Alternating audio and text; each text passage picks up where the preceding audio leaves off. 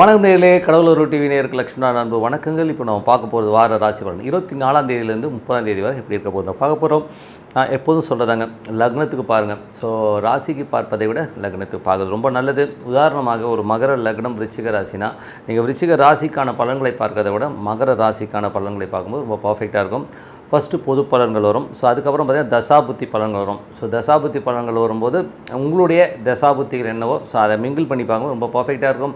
வீடியோட எண்டில் tip of the week இருக்குது, மறக்காமல் பாருங்கள். துலாம் ராசி. ஸோ துலாம் ராசிக்கு வந்து பார்த்திங்கன்னா உங்களது ராசி அது சுக்கிரன் வந்து பார்த்தோம்னா உங்களுக்கு வந்து 9ல் இருக்கார். பட் இருந்தாலும் அது குருடைய சாரத்தில் இருக்கும்போது கொஞ்சம் எமோஷன்ஸ் இருக்கும்.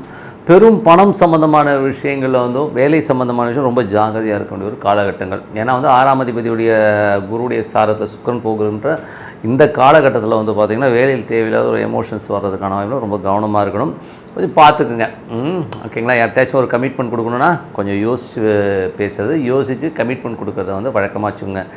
என்றைக்குமே நோ சொல்ல பழகுங்க. உங்களால் வந்து ஒருத்தர் வந்து ஒரு அன்பு கட்டளை இடுறாங்க, நான் என்னங்க என்ன ரொம்ப ஒரு ஃப்ரெண்ட்ஷிப்பில் கூட பார்த்திங்கன்னா நம்மளை ஒரு கம்பல்ஷனில் கொண்டாந்து விட்ருவாங்க. ஸோ அந்த மாதிரி கம்பல்ஷனுக்கு வந்து உங்களால் முடியும்னா முடியும்னு சொல்லுங்கள், முடியாதுன்னா என்னால் முடியாது அப்படின்னு சொல்லிவிட்டு நீங்கள் சொல்ல பழகுங்கள். ஏன்னா வந்து சில பேர் வந்து அது சொல்ல தெரியாது, ஐயோ ஏதாவது வருத்தப்படுவாங்களோன்னு சொல்லிட்டு தலையாட்டிக்கிறது, அதுக்கப்புறம் அதை விட்டு எஸ்கேப் ஆகிறது, இந்த மாதிரி விஷயங்கள்லாம் பண்ணால் போல்டாக சொல்லுங்கள். இல்லைப்பா எனக்கு இது வசதி படாதங்கிறத தெளிவாக சொல்ல பாருங்கள். எதுக்கு சொல்கிறேன், அந்த மாதிரி சுச்சுவேஷன் உங்களுக்கு வரும்.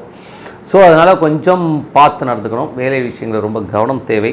அது தேவையில்லாத சந்தேகங்களை மைண்ட்லேருந்து தூக்கிடுங்க. நடக்காத ஒன்றை நினச்சிக்கிட்டு நீங்கள் வந்து எமோஷன் ஆகக்கூடாதுங்கிறது தான் முக்கியமான விஷயம். ஓகேங்களா? அதுக்கப்புறம் வெளிநாட்டில் இருக்கிறவங்களுக்கு வந்து ஒரு மன விரக்தி வருவதற்கான வாய்ப்பு கொஞ்சம் பார்த்து நடந்துக்குங்க. 2ஆம் அதிபதி மற்றும் உங்களுக்கு வந்து 2 மற்றும் 7ஆம் அதிபதி செவ்வாய் ஆட்சி படுவதும் சுப நிகழ்ச்சிகள் சார்ந்த விஷயங்கள்லாம் நடப்பதற்கான வாய்ப்பு ரொம்ப சிறப்பாக இருக்குது. அது ஒரு நல்ல விஷயந்தான். 3 6ஆம் அதிபதி 8ல் இருக்கும்போது சிறு தூர பிரயாணங்கள் வேலை விஷயங்களில் ரொம்ப கவனமாக இருக்கணும். ஏன்னா வந்து அது ஒரு கொஞ்சம் ஒரு டென்ஷன்ஸ் கொடுக்கும். அது மட்டும் இல்லாமல் தொழில் ரீதியான விஷயங்களும் கொஞ்சம் கவனமாக இருக்க வேண்டிய ஒரு காலகட்டங்கள் தாங்க. ஸோ அதுக்கப்புறம் உங்களுக்கு 4ஆம் அதிபதி 5. ஸோ 4ஆம் அதிபதி 5ல் இருக்கும்போது அம்மா மற்றும் நில புலன்கள் சார்ந்த விஷயங்கள்லாம் வந்து நல்ல வருமானங்கள் வருவதற்கான வாய்ப்புகள்லாம் ரொம்ப சிறப்பாக இருக்குது. அதுக்கப்புறம் பார்க்கும்பொழுது உங்களுடைய ஏன்னா 4 5ஆம் அதிபதி 8ல் இருக்கும்போது சில நேரங்களில் அந்த 8ஆம் அதிபதியுடைய சாரம், அதாவது குரு 8ல் இருந்து அந்த சாரத்தை நடத்தும்போது சில நேரங்களில் வாக்குவாதங்களையோ கொஞ்சம் பகை உணர்ச்சியோ தருவதற்கான வாய்ப்பும் கொஞ்சம் கவனமாகவும் இருக்கணும். ஓகேங்களா? குழந்தைகள்கிட்ட பேசும்போதும் கொஞ்சம் கவனமாக இருக்க வேண்டிய ஒரு காலகட்டங்கள் தான். அதுக்கப்புறம் பார்க்கும்போது உங்களுக்கு 6ஆம் அதிபதி 8ல் போது வேலையில் ரொம்ப கவனம். ஸோ கொஞ்சம் சேஃப்டி மெஷர்ஸ்லாம் எடுத்துக்கோங்க. கடன் சம்மந்தமான விஷயங்களில் வந்து அல்லல் படுறவங்க தள்ளி போடாதீங்க. பிளைண்டாக வந்து எஸ்கேப் ஆகிறதோ இதெல்லாம் இல்லாமல் போல்டாக பேச ஆரம்பிங்க. என்னால் முடியல, நான் இந்த சுச்சுவேஷனில் தான் இருக்கேன் அப்படின்னு. ஏன்னா கடன் கொடுத்தவர்கள் அதை வாங்கணுன்றதுக்காக பல விஷயங்களே பிரயோகிப்பாங்க, கத்துவாங்க, திட்டுவாங்க. ஸோ அதை வந்து நம்ம வந்து மைண்டில் போட்டுக்காமல் நம்மளுடைய சுச்சுவேஷனை வந்து நம்ம வந்து எடுத்து சொல்லி கிளியர் பண்ணிக்கோங்க. ஏன்னா அது வந்து ஒரு பிரச்சனையை கொடுக்கும். கொஞ்சம் பார்த்துருந்துக்கோங்க. அதுக்கப்புறமா தொழில் ரீதியான விஷயங்களும் கொஞ்சம் கவனம் செய்ய, தொழில் கடன் சம்மந்தமான விஷயங்கள், தாய் மாமன் உறவுகளையும் கொஞ்சம் கவனமாக இருக்கணும். அதுக்கப்புறம் பார்த்திங்கன்னா உங்களுக்கு வந்து ஏன்னா அந்த மாதிரி சுச்சுவேஷன் வருதுங்கிறதுனால தான், வேறு ஒன்றும் கிடையாது. மற்றபடி 7ஆம் அதிபதி சுப நிகழ்ச்சி சார்ந்த விஷயங்கள் ரொம்ப சிறப்பாக இருக்கும். அதுக்கப்புறம் 8ல் வந்து கிட்டத்தட்ட வந்து குரு இருக்கிறது. அதுவும் வந்து பார்த்திங்கன்னா சந்திரனுடைய சாரத்தில் இருக்கும்போது என்ன மாதிரி விஷயங்கள் போது தந்தை சார்ந்த உறவுகளால் கொஞ்சம் எமோஷன்ஸ் வரும். வெளிநாட்டில் இருக்கவங்களுக்கு வந்து ஒரு தேவையில்லாத ஒரு மன உளைச்சல் வர்றதுக்கான வாய்ப்புகளை நிறைய ஏற்படுத்தும். அது மட்டும் இல்லாமல் 8ஆம் அதிபதி 9ல் இருக்கும்போது அப்பா கிட்ட பேசும்போது பழகும்போது கொஞ்சம் கவனமாக இருக்கணும். கொஞ்சம் இதெல்லாம் வந்து வேகமாக போகிற கிளர் தான். ஸோ கொஞ்சம் பார்த்து நடந்துக்குங்க. அதுக்கப்புறம் பார்க்கும்பொழுது உங்களுடைய 10ஆம் அதிபதியான சந்திரன். ஸோ 10ஆம் அதிபதியான சந்திரன் வந்து பார்த்தோம்னா உங்களுக்கு தொழில் ரீதியான விஷயங்கள் எல்லாம் கொஞ்சம் அப்படி இப்படி வந்து பிரச்சனை இல்லாமல் ஸ்மூத்தாக தான் கொண்டு போகும். பட் இருந்தாலும் வந்து இந்த ஒரு குரு வந்து சந்திரனுடைய சாரத்தில் போகும்போது தேவையில்லாத ஒரு எமோஷன்ஸை கொடுக்கறதுக்கான வாய்ப்புகளும் கொஞ்சம் கவனமாக இருக்கணும். அதுக்கப்புறம் உங்களுடைய 11ஆம் அதிபதி சூரியன். ஸோ 11ஆம் அதிபதியான சூரியன் வந்து உங்களுக்கு வந்து 9ல் இருக்கும்போது பிரயாணங்கள் மேற்கொள்வதற்கான வாய்ப்புகள், பெரிய லாபங்களை கருதி கொஞ்சம் பிரயாணங்கள் எல்லாம் கொஞ்சம் இருக்கும். ஸோ அது வந்து கொஞ்சம் பார்த்தா பட் எமோஷன்ஸ் இருக்கும்போது எமோஷன்ஸ்லாம் இருக்காது. பட் கொஞ்சம் பிரயாணங்கள், அது மட்டும் இல்லாமல் சுப நிகழ்ச்சிகள் சார்ந்த விஷயத்துக்காக கொஞ்சம் வந்து ட்ராவல் பண்ணுறதுக்கான வாய்ப்புகளை நிறைய கொடுத்துருங்க. ஸோ இதெல்லாமே ஒரு நல்ல விஷயங்கள் தான். ஸோ 12ஆம் அதிபதியான புதன். ஸோ 12ஆம் அதிபதியான புதன் வந்து பார்த்திங்கன்னா உங்களுக்கு ராகுடைய சாரத்தில் இருந்து அது வந்து நல்ல ஒரு ஆட்சி பலத்தோடு இருக்கும்போது 9 மற்றும் 6 வெளிநாடு போனோம் அப்படின்றவங்க வந்து புதன் தசாபுத்தி அந்தரமுக்கு லிங்க் ஆகிறவங்களுக்குலாம் வந்து அந்த ஒரு வாய்ப்புகள் கிடைக்கிறதுக்கான வாய்ப்புலாம் ரொம்ப நல்லா இருக்குது. ஸோ அதெல்லாமே சிறப்பு தான். ஸோ இதுவரை பார்த்தது வந்து பார்த்திங்கன்னா பொது பலன்கள். ஸோ இதுக்கப்புறம் பார்க்குறது தசா புத்தி பலன்கள் எப்படி இருக்குன்னு பார்ப்போம். ஸோ தசா புத்தி பலன்களில் வந்து பார்த்திங்கன்னா துலா லக்னமாக இருந்து சூரிய தசா புத்தி அந்தரம் நடக்கிறவங்களுக்கு வந்து 11ஆம் அதிபதி 9ல் இருக்கும்போது வெளிநாடு சார்ந்த விஷயங்கள், நல்ல விஷயங்கள், நல்ல மாற்றங்கள்லாம் இருக்கும். நல்ல ஏற்றமான விஷயங்கள், சுப நிகழ்ச்சிகள் சார்ந்த விஷயத்திற்காக கொஞ்சம் அலைச்சல் இருக்கிறதுக்கான வாய்ப்புகளும் நிறைய இருக்குது.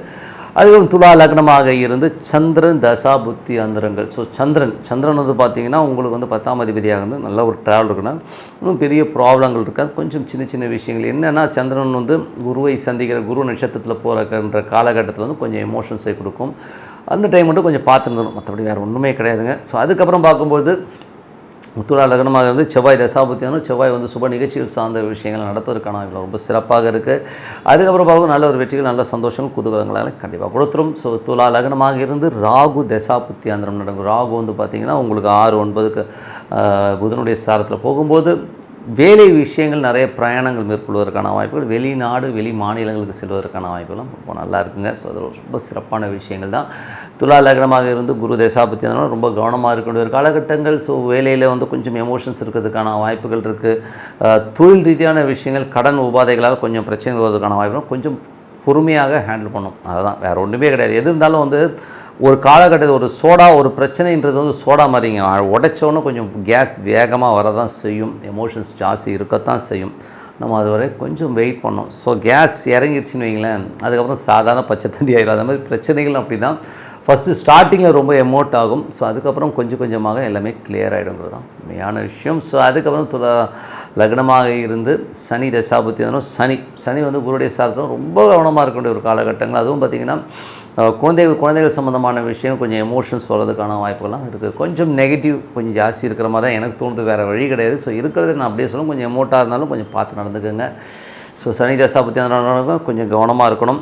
ஸோ அதனால் பார்த்துட்டு இருந்துக்குங்க. அதுக்கப்புறம் பார்க்கும்போது துலா லக்னமாக இருந்து புதன் தசாபுத்தி அந்தரம். புதன் வந்து பார்த்திங்கன்னா 9லிருந்து ஆகக்கூடிய நட்சத்திர சாரத்தில் போகும்போது வேலை சம்மந்தமான விஷயம், நிறைய ட்ராவல் இருக்கிறதுக்கான வாய்ப்புகள், வெளி மாநிலங்கள் வெளிநாடு செல்வதற்கான வாய்ப்புகள் ரொம்ப சிறப்பாக இருக்குது.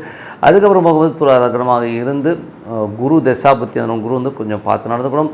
கேது தசாபுத்தி அந்தரம் நடக்கணும். பார்த்தீங்கன்னா கேது வந்து 12லிருந்து சந்திரனுடைய சாரத்திலும் சிறப்பான விஷயங்கள், நல்ல விஷயங்கள் இருக்கும். கொஞ்சம் தூக்கம் வராமல் கொஞ்சம் எமோட் ஆகிறதுக்கான வாய்ப்பு இருக்கிறனால கொஞ்சம் மெடிடேஷன் சாண்டிங் பண்ணுறது ரொம்ப நல்லது. துலா லக்னமாக இருந்த சுக்கிர தசாபுத்தி அந்தரம். சுக்கிரன் வந்து பார்த்திங்கன்னா உங்களுக்கு 9ல் இருக்கும்போது கொஞ்சம் அந்த சின்ன எமோஷன்ஸை கொடுத்துரும். ஸோ அதனால் கொஞ்சம், ஏன்னா சுக்கிரன் வந்து குருடைய சாரத்தில் போகும்போது கொஞ்சம் கவனமாக இருக்கணும். ஏன்னா அது தேவையில்லாத ஒரு மன உளைச்சலையும் டென்ஷனையும் கொடுத்துரும். ஸோ அதனால் கொஞ்சம் பார்த்து நடந்துக்குங்க. மற்றபடி எல்லாமே சிறப்பு தான். ஸோ நல்ல ஒரு பிரார்த்தனை பண்ணும்போது கண்டிப்பாக அடுத்த லெவல் போகிறதுக்கான ரொம்ப சிறப்பாக இருக்கும். Tip of the week. So tip of the வீக்கில் இந்த வாட்டி பார்க்க போகிறது வந்து யோகங்கள். ஸோ நிறைய பேர் வந்து பார்த்துவாங்க, எனக்கு கஜேஸ்வரி யோகம் இருக்குது, அந்த யோகம் இருக்குது, இந்த யோகம் இருக்குன்றதெல்லாம் நம்ம நிறைய பேர் வந்து பேசி கேள்விப்பட்டிருப்போம். ஸோ யோகங்கள் எப்போது பலன் தரும்? என்னை பொறுத்தவரை வந்து பார்த்திங்கன்னா, எந்த யோகமான இருக்கணுங்க, பெரிய அதிர்ஷ்டமான ஜாதகமாக இருந்தாலும் அந்த தசா புத்தி அந்தரங்கள் வந்து வரணுங்க. ஸோ அதனால் வந்து நிறைய ஜோதிடர்கள் பார்த்திங்கன்னா, சார் உங்களுக்குன்னா சார் பெரிய யோகம் இருக்குது சார், பெரிய லெவலில் வந்துடுவீங்க சார், பெரிய போஸ்டிங் வந்துருவீங்கன்னு சொல்லிட்டு பிளைண்டாக சொல்லுவாங்க. ஸோ பிளைண்டாக சொல்லும்போது நம்ம என்ன ஆகிடுவோம், ஐயோ நமக்கு இந்த யோகம் இருக்குது அந்த யோகம் இருக்குன்னு சொல்லிட்டு நமக்கு வந்து அப்படி காலை தூக்கிட்டு உட்காந்துருப்போம். பட் அந்த பார்த்திங்கன்னா அந்த தசா புத்தியே வராது. ஓகேங்களா? அது மட்டும் இல்லாமல் நட்சத்திரங்கள், நம்ம ஒரு தசா நடத்துகிற நட்சத்திரங்களும் வந்து ரொம்ப மெயினான ஒரு வேலையை கண்டிப்பாக பண்ணிடும். ஸோ அதை எப்படி பண்ணுங்கிறத ஒரு சின்ன உதாரணம் சொல்கிறேன். நடிகர் கவுண்டமணி. ஸோ நடிகர் கவுண்டமணி பார்த்திங்கன்னா ஒரு பீக்கில் இருக்கார். ஒரு பெரிய பீக்கில் இருக்கும்பொழுது பார்த்திங்கன்னா, அப்போ வந்து அந்த டைமில் வந்து உதயகீதம்னு ஒரு படம். ஸோ அதெல்லாம் வந்திருக்கும்போது ரொம்ப பீக்கில் இருக்கார். அப்போ அந்த தேங்காய் காமெடிலாம் வந்து பார்த்திங்கன்னா ரொம்ப பீக்காக. அதுக்கப்புறம் ஹீரோ நடிக்க ஆரம்பிச்சார். ஒரு 2-3 படம் நடிச்சார். அதில் அந்த பணம் பத்தும் செய்யுங்கிற ஒரு படம் தான் நல்லா ஓடிச்சு. அதுக்கப்புறம் வந்த படங்கள் எல்லாமே ஃப்ளாப் ஆகி போயிடுச்சு. ஸோ அந்த காலத்தில் பீக்கில் இருக்கும்போதே ஒரு அசிஸ்டன்ட் டேரக்டர் வந்து ஒரு ஜோசியம் பார்க்கும்போது அவர் சொன்னாராம், அண்ணே நீங்கள் ஒரு 5 வருஷம் வந்து உங்களுக்கு மார்க்கெட் இல்லாமல் போகுதுண்ணே அப்படின்னு சொல்லிட்டு அப்படியே. ஸோ இவர் அடிக்க போயிட்டார். பேக் என்னை பார்த்து என்னடா சொன்ன அப்படின்னு சொல்லிட்டு அடிக்க போயிட்டார். பட் கரெக்டாக ஒரு உதயகீதத்துக்கு அப்புறம் வந்து அவர் ஹீரோ நடிக்க ஆரம்பித்து டோட்டலாக ஃப்ளாப் ஆகும்போது கரெக்டாக அந்த 5 ஆண்டுகள் ஒரு பெரிய பிரேக்கு. கவுண்டமணியை யாரும் சீண்ட கூட இல்லை. காரணம் என்னென்னா, அந்த தசாநாதன் நட்சத்திரநாதன், அந்த நட்சத்திரநாதன் வந்து மைனஸ் ஆகும்பொழுது அந்த யோகங்கள் இல்லாமல் போயிடுதுங்கிறது. ஸோ யோகங்கள் இருக்கிறது வச்சுக்கோங்களேன், முக்கியமாக தசாநாதர்கள் ரொம்ப சப்போர்ட்டாக இருக்கணும், அந்த நட்சத்திரநாதர்களும் சப்போர்ட் ஆகும்போது தான் நமக்கு வந்து அந்த யோகம் வருங்கிறத முதல்ல. ஆனால் அதுக்கப்புறம் பெரிய பீக் வந்துடும், அதுக்கப்புறம் உள்ள தேலித்து அதெல்லாம் வந்து அந்த டைமுக்கு அப்புறம் ஒரு பீக்குக்கு வந்துடும். அதனால் ஒரு தசா புத்திகள் வரும்போது தான் அந்த யோகங்கள் வரும். அதே மாதிரி பார்த்திங்கன்னா சில பேர் சொல்லிடுவான், அண்ணே போங்கண்ணே உங்களுக்கு வந்து இது நீச்சனே, சந்திரன் நீச்சனே, அவ்வளோதானே அப்படின்வான். இது வந்து பார்த்திங்கன்னா இது குரு போய் 8ல் உட்காந்துச்சு, லைஃபே காலின்னுவான். இதெல்லாம் வந்து தப்பான ஒரு கான்செப்ட். ஓகேங்களா, நான் ஒரு தவறுதலாக சொல்லலை. ஒரு நார்மலாக வந்து ஒரு டெப்த்து ஸ்டடி இல்லாதவங்க வந்து அப்படியே ஜஸ்ட்டு ஒரு கட்டத்தை பார்த்து அப்படியே சொல்கிறதுங்கிறது ரொம்ப தவறான விஷயம். தசா புத்திகள் எந்தெந்த பாவ தொடர்புகள் வருதுங்கிறது வந்து மெயினாக இது பண்ணும். அதுக்கும் மேலே அது திசை வருதான்னு மெயினாக பார்க்கணும். ஸோ 8ல் இருக்க ஒரு திசை வந்தால் தான் நம்ம அந்த அஷ்டமாதிபதி திசையோ இல்லை 8ல் உள்ள திசையோ வந்ததுனா தான் நமக்கு அந்த ஒரு டென்ஷனையும் ஸ்ட்ரெஸ்ஸையுமே கொடுக்குமே ஒழிய ஃபுல்லாக வந்து திசை ஃபுல்லாகவே வந்து நமக்கு வந்து இந்த மாதிரி அஃபெக்ட் பண்ணும், நம்மளோட டென்ஷன் படுத்துங்கிறது வந்து நம்ம வந்து வீணான ஒரு விஷயம். அது வந்து ரொம்ப தப்பான கான்செப்ட். ஓகேங்களா, ஸோ அதனால் வந்து யாராச்சும் தோழி சொன்னால் அந்த தசாபுத்தி அந்தரங்கள் நடக்கும்போது தான் நம்மளை இப்போ டென்ஷன் படுத்துமே ஒழிய தசாபுத்தி நடக்கலைன்னா வரவே வராதுங்கிறது தான் உண்மையான விஷயம். ஸோ அதனால தான் அந்த உதாரணமும் சொன்னேன். ஸோ அதனால் வந்து நல்ல தசாபுத்திகள் வரும்போது பார்த்துக்கலாம். மற்றபடி வந்து டே டு டே லைஃப்பில் கிரகங்கள் மாறிக்கிட்டே தான் இருக்கும். ஓகேங்களா, மைனஸான கிரகம்லாம் வருதுன்னா இந்த ஒரு அந்தரங்கள்லேயே இல்லையா போதுன்னா ஒரு வாரம் 10 நாள் டென்ஷன் பண்ண முடியும். மற்றபடி போய்கிட்டே தான் இருக்குமே ஒழிய நீங்கள் டே டு டே லைஃப்பில் என்னை பொறுத்தவரை யோகங்கள் அந்த தசாபுத்தியில் சார்ந்து தான் வருன்றது நீங்கள் தெரிஞ்சுக்கணும். தேவையில்லாத யாராச்சும் ஒருத்தவங்க சொல்கிறாங்கன்றதை வந்து மைண்டில் போட்டு குழப்பக்கூடாதுன்றதுக்காக தான் நான் இதை சொன்னேன். நான் மற்றபடி என்னங்க, நல்ல ஒரு பிரார்த்தனை. ஸோ என்னை வந்து பிரார்த்தனைங்கிறது வந்து ரொம்ப மெயின். டெய்லி நீங்கள் பரிகாரம்லாம் ஒன்றுமே பண்ணுவாங்க, டெய்லி வந்து உங்களுக்கு பிடிச்ச தெய்வத்தை மனதார உள்ளுக்குள்ளே உட்கார வச்சு பிரார்த்தனை பண்ணுங்கள். நீங்கள் ஃப்ரெண்டாக பார்க்கலாம், அப்பாவை பார்க்கலாம், அம்மாவை பார்க்கலாம், எப்படி வேணால் பாருங்கள். ஸோ அந்த ஒரு பிரார்த்தனை பண்ணும்போது கண்டிப்பாக நீங்கள் அடுத்த லெவல் போகிறதுக்கான வாய்ப்புகள் ரொம்ப சூப்பராக இருக்கும். ஒரு கிளாரிட்டி கிடைக்கும்ன்றது தான் உண்மையான விஷயம். ஸோ நல்ல விஷயங்கள் நல்ல மாற்றங்களாக இருந்தால் பிரார்த்தனை ரொம்ப அவசியம். பிரார்த்தனை பண்ணுங்கள். உங்களிடம் விடை பெறுவது லக்ஷ்மி நாராயணன்.